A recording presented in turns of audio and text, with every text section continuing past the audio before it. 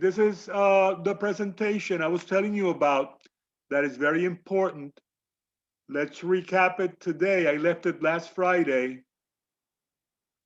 but we need to take care of this because it talks about very important material that will be coming in the upcoming test, and it's also necessary for you to understand um, the content that is discussed here so you can manage the rest of the collection because you're going to be doing things with poems that deal with the sounds of poetry, and this is very important. Okay, when we talk about poetry, I already told you that poetry is a part of the language that is used to express the beauty of a language. You can also define it as a form of art in which a language is used for its aesthetic and evocative qualities in addition to or instead of the usual meaning. That again is a confirmation of what I already said. It deals with the beauty of a language. That's why you see the word aesthetic there. And it also has evocative qualities. In other words, it brings things to mind, whether it's alluding to them directly or indirectly. And in poetry, poets have to use many techniques to make music out of words. I want to remind you that songs and poems are like sister and brother. They're very much the same thing. Probably the main difference between a song and a poem would be that in a song you have to play instruments to create music, and with poetry you don't need the instruments because they have their own musicality. So one of the first things that we need to talk about when we talk about poems is rhyme. I'm sorry, not rhyme, but rhythm. Sorry about that. Rhyme and rhythm are two things that we're going to be talking about today and should never be confused because they are different things. You know, there are certain devices that poetry uses to achieve the musical effects that it has.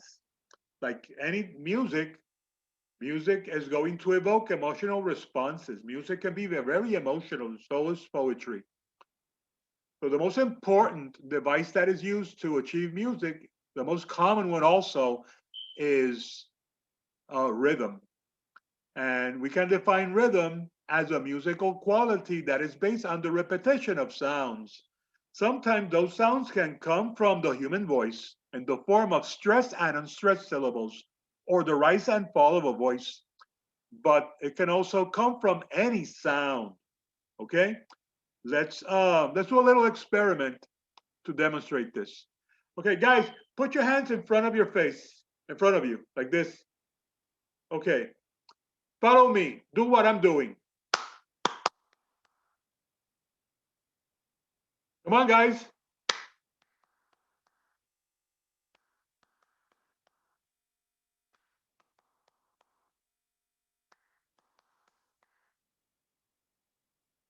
Did we have a repetition of sounds? Sí. That's rhythm. Did I use my voice? No. No. So what did that tell you? Do you need the human voice? Is that a necessity? Is it a requirement to have rhythm? No. No. No, it's not. So I'm mentioning this fact, and it's very important that you keep that fact in mind, okay? You can create rhythm of your mouth with your voice, but it's not a necessity. You don't need to use your voice to create rhythm because I just demonstrated to you that I can create rhythm with my hands. So keep that in mind. There are certain rhythmic patterns. I'm not going to go into details about this. I think it's unnecessary. But to show rhythm, I would like for someone to read this poem titled Three Rings for the Elven Kings by J.R.R. Tolkien. This is a poem that you can find in the Fellowship of the Ring, and it's very musical. Remember that rhythm is what creates this musicality. Who would like to read it? Well, let's have Mr. Gunting read it. Juan Diego Gunting, you can read it. Go ahead, read it. Sir, while you read it, keep something in mind. We're not in a rush. We're not in a hurry. Just make sure that the words are understood. You take your time to read them. and you make a pause at the end of each line. So go ahead and read it. 3 rings for 11 kings under the sky, 7 for the dwarf lords in their halls of stones, 9 for mortal men doomed to die, 1 for the dark lord in his dark throne, in the land of Mordor where the shadows lie, 1 ring to rule them all, 1 ring to find them, 1 ring to bring them all in the darkness, bind them in the land of Mordor where the shadows lie. Thank you, sir. Thank you very much. So, did we have rhythm there? Was there a certain musicality in what he read? And the answer is definitely yes. There is a musicality in what he read, and there's a reason why. We had rhythm because we had something else. We had rhythm because we had rhyme. If you notice, there were certain words when he was reading the poem that rhymed. And rhyme is probably the best known poetic device that is used. What is rhyme? Rhyme is the repetition of accented vowel sounds and all sounds following them in words close together in a poem. Notice that for you to have rhyme, do you need the human voice?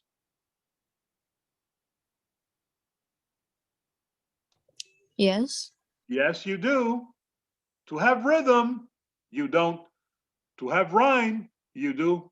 Because you cannot have rhyme if you don't have words, and you cannot have words if you don't speak them.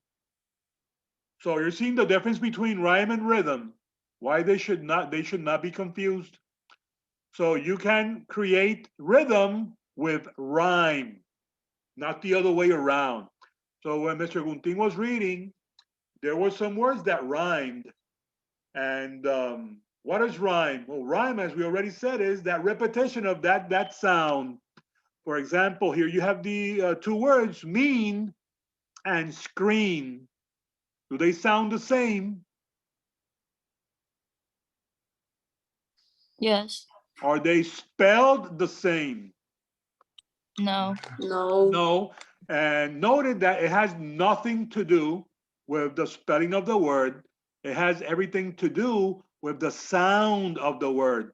So EA sounds E, and EE also sounds E. Mean, screen. And they rhyme perfectly. When the words at the end of a line rhyme, we call that an end rhyme. When they rhyme within the line itself, we call it internal rhyme. Let me show you an example. Remember that in poems, we do not have sentences, we have lines. We don't have paragraphs, we have stanzas. Okay, that's part of the vocabulary that you guys should be using in this collection. Let me show you an example of internal rhyme. Listen to this one. It says, I enjoyed the shade in the hidden glade. So the word shade is in the middle of the line, and then at the end, you have the word glade, and they both have a repetition of that vowel sound. I enjoyed the shade in the hidden glade. That is internal. But we can also have what we call end rhyme or external rhyme. Listen to when I read the two lines. I enjoyed the shade in the hidden glade and spread out the picnic that I had made. So what two words are rhyming there? Glade and made. But not all poems have rhyme and have that musicality. In the 19th century, poets got tired of rhyme, and they wanted to like change poetry. They wanted to mix it up, and they began rebelling against the established way, and they decided to create a new rhythm without using rhyme. This new rhythm was going to be created with other uh, types of words that we're going to be explaining later. The type of poetry that they devise is called free verse. And free verse is a type of poem that is written not using meter or using rhyme. It sounds a little bit like prose, but I think it is distinctive enough for people to be able to recognize as that poetry.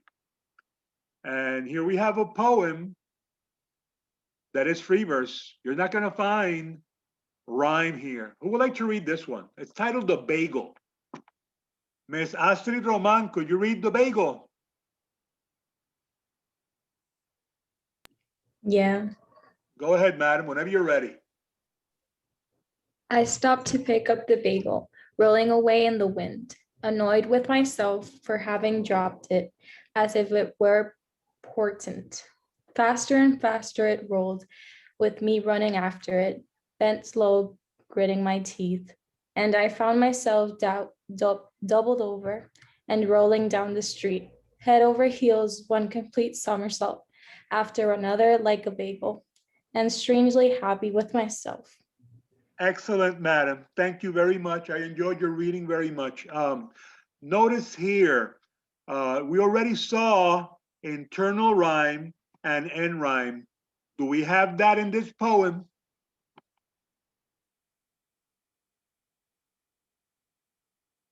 Look at the last words here. Bagel, win, myself, it, portent, rolled, it, teeth, over, street, somersault, bagel, myself. Is there a repetition of sounds here? No. Not really. Not really. So this is the type of poem that we call, I'm sorry, free verse, not in verse. This is free verse.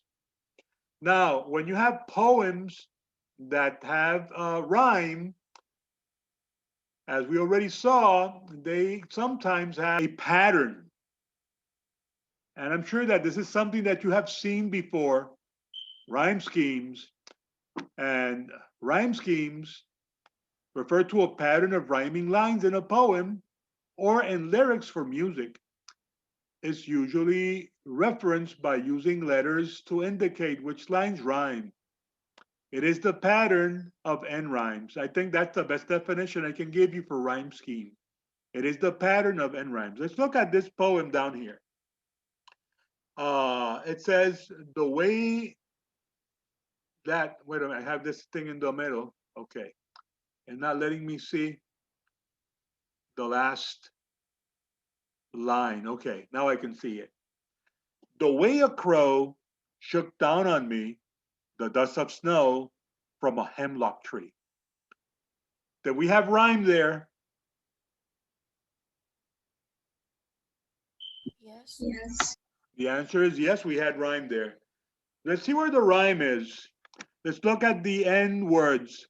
Crow. Does crow rhyme with me? No. No, they don't sound alike, do they?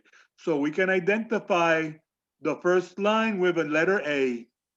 And the second line, since it has a different sound, with the letter B.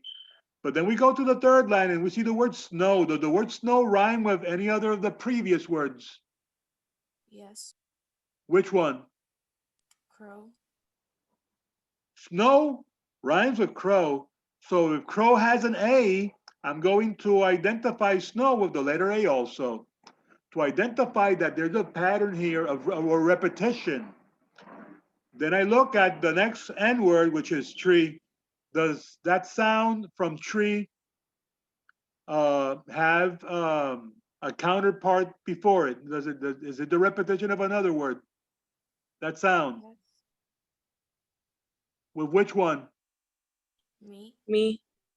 Me and tree. Remember, it had nothing to do with the spelling. It had to do with the sound. They can be spelled completely different, and that has nothing to do with nothing. It's just the way they sound. So we have established that crow rhymes with snow and me with tree. So that means that the rhyme scheme for this poem is going to be A, B, A, B. And you have different types of rhyme scheme. It can be A, or it can be A, B, B, A, or it can be A, B, B, You have different types of different combinations. Depends on the word that you're reading the poem. Question about rhyme scheme, guys. No. No, this is something that you've seen in other grades, right? Yes. Okay, you've seen this before. Okay, this is not new. So I'm just like reminding you of rhyme schemes. There are other devices other than rhyme that are used to create musicality. For example, you have alliteration.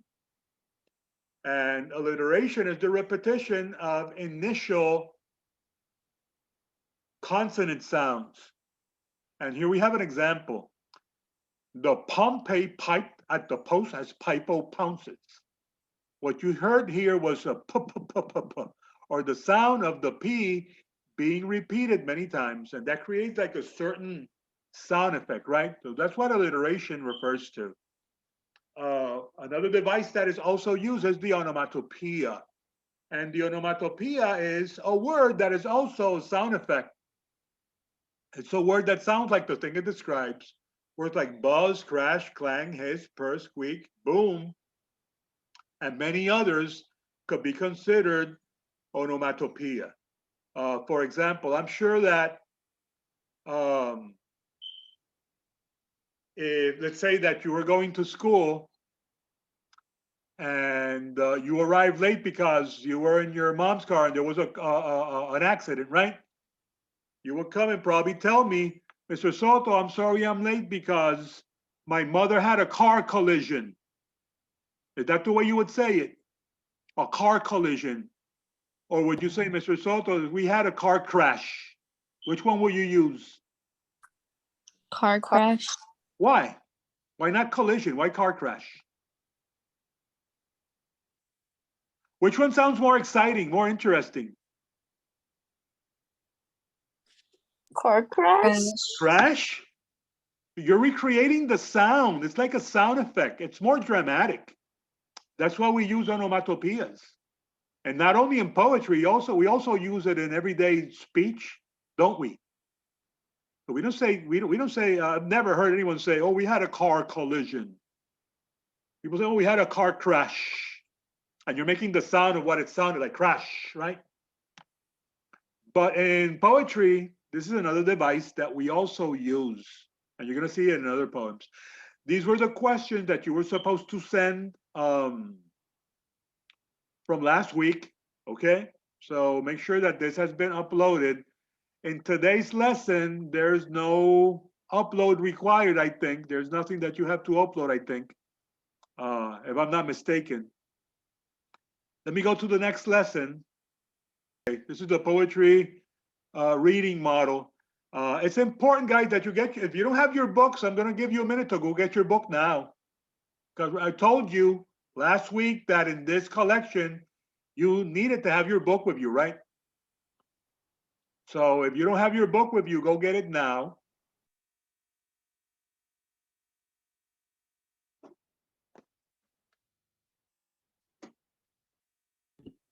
Mr. Soto, Yes, madam. what page? I'm sorry. Yeah, you're absolutely right. Page is 624.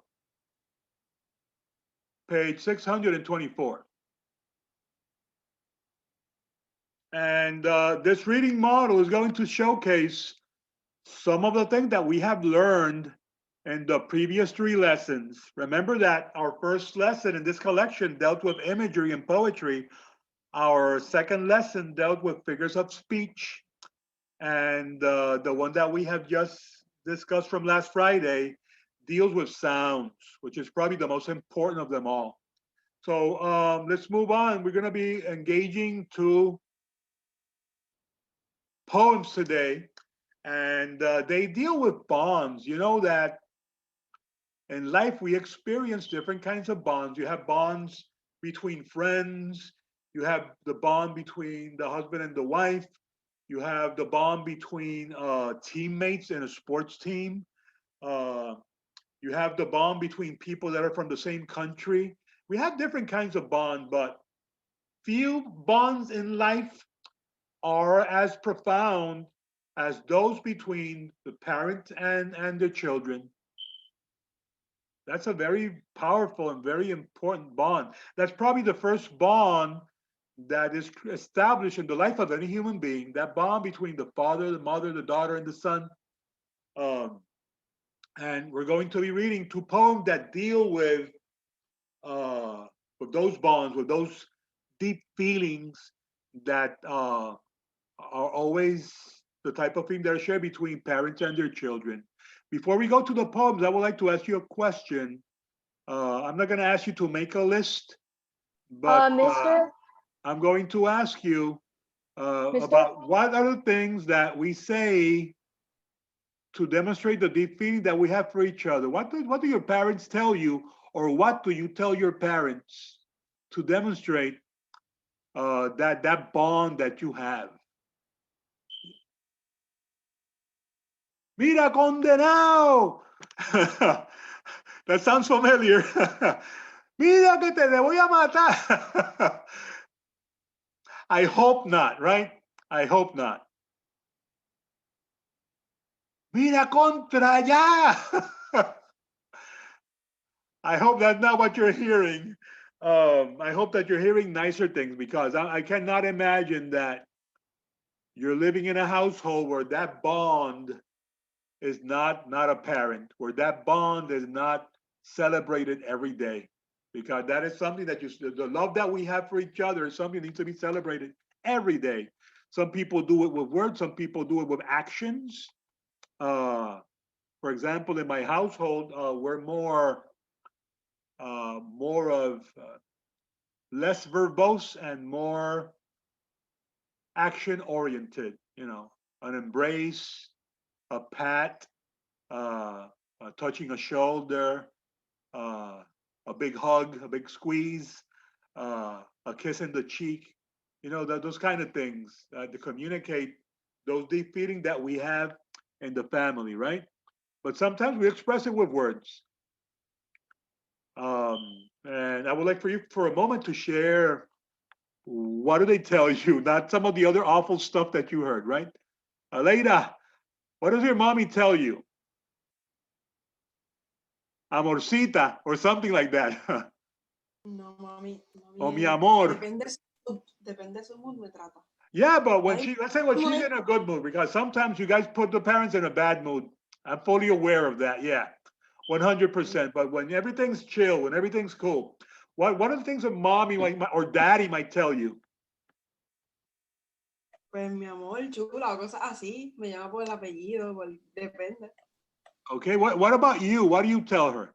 Not as a persuasive technique to get something.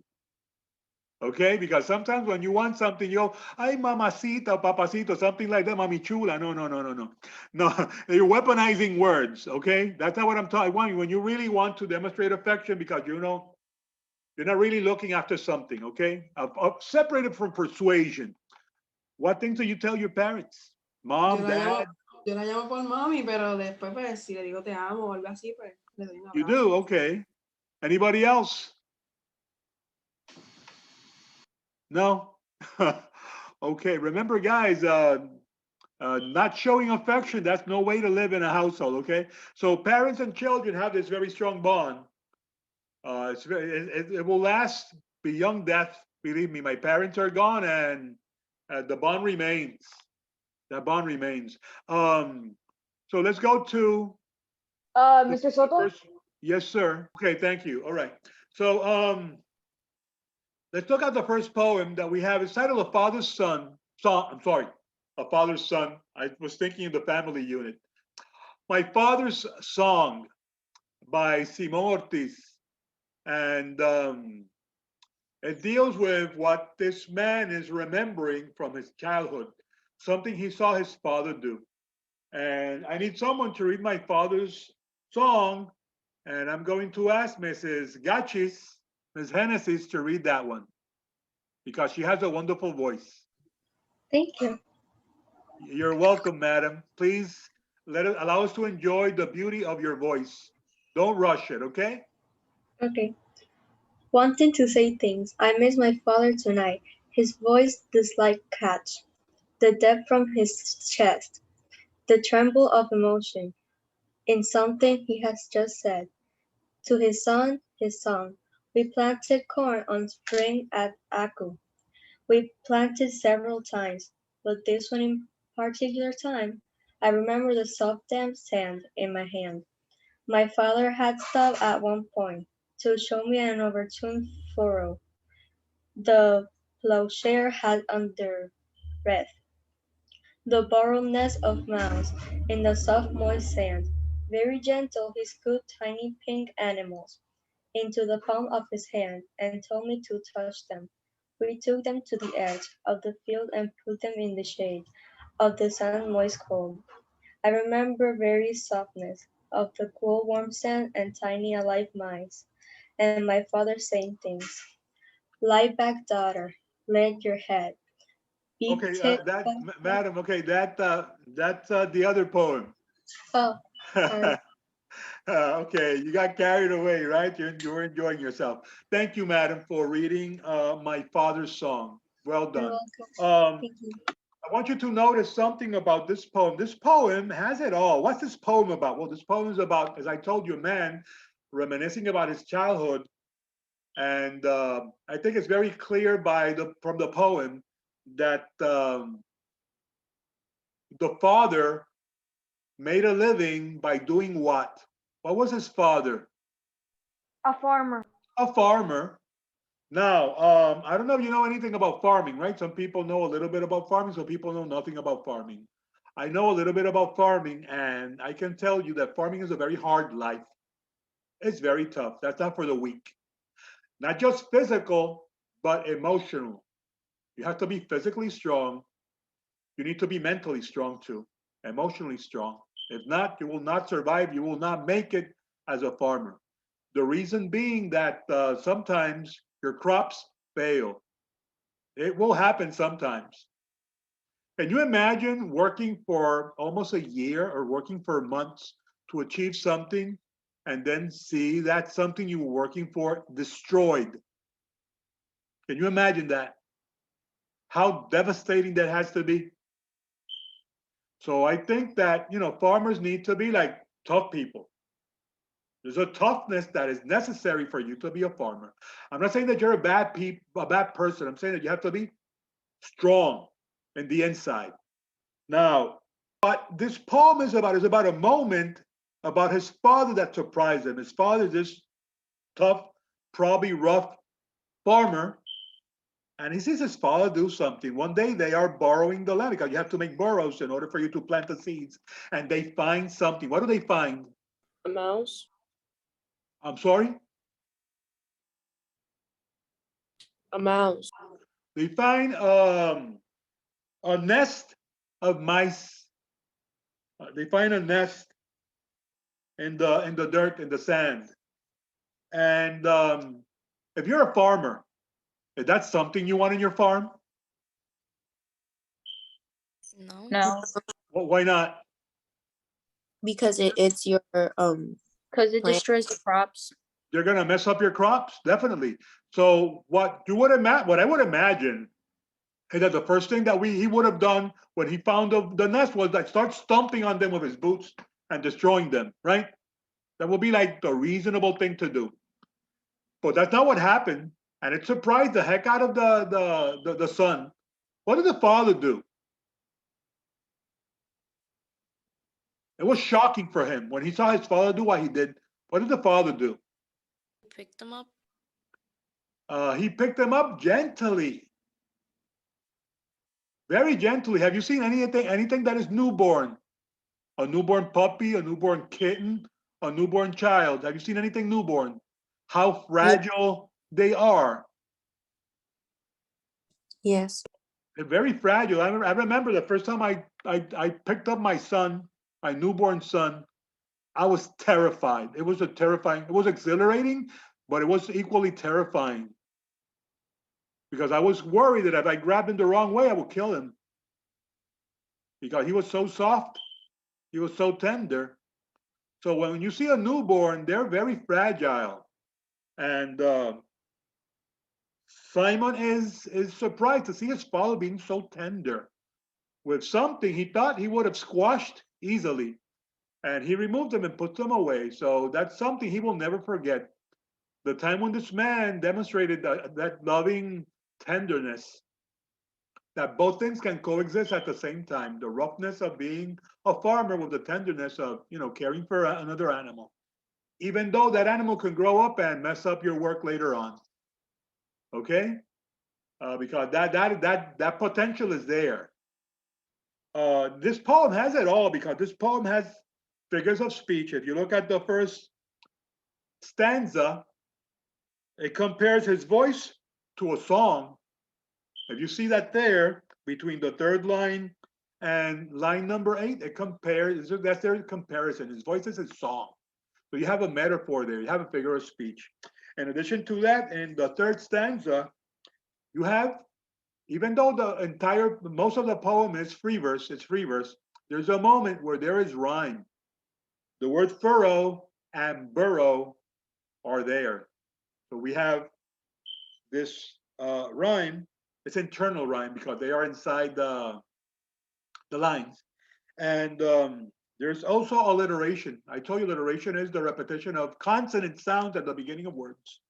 And in line number 20, which is in the fourth stanza, it says, and told me to touch them. The T sound, t, t, t. Told to touch them. And we have imagery in the last stanza because it uses the word soft, the word cool, the word warm, the word tiny. These are all sensorial words. They are words of touching. They're words of touch. So this poem has it all. And it's important, guys, that when you read poems, you're able to identify all these features that we have discussed before, because that is something you will be doing with some poems during the collection, and it is something you will be doing also in the test, in addition to finding things like rhyme schemes and things like that. Okay, any question, guys? Mister, what will be able to find in the test that I couldn't hear? I'm sorry, what did you ask? You said something about the test. Like, can you repeat that part? Well, that in the test, you might be required to do things like, for example, find a rhyme scheme.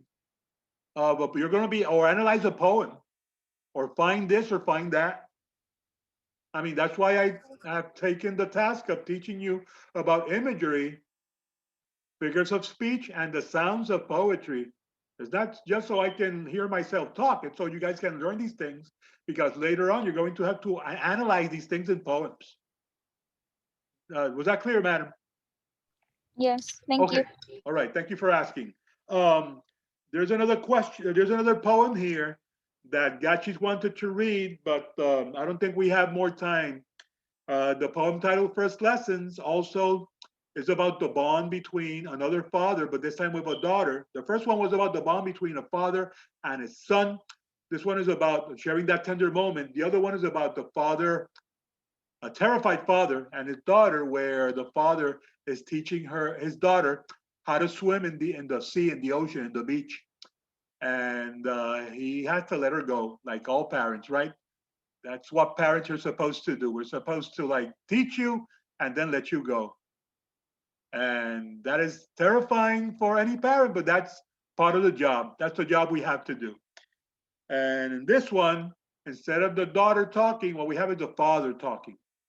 But you can read that for yourself in page 225, okay? Do we have any other question, guys, before we dismiss the class?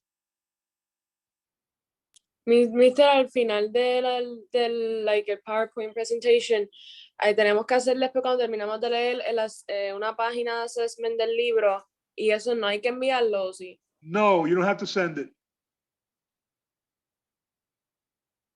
You have to do it, but you don't have to send it. Okay, any other question, guys? Well, if no question, then I'm gonna dismiss the class.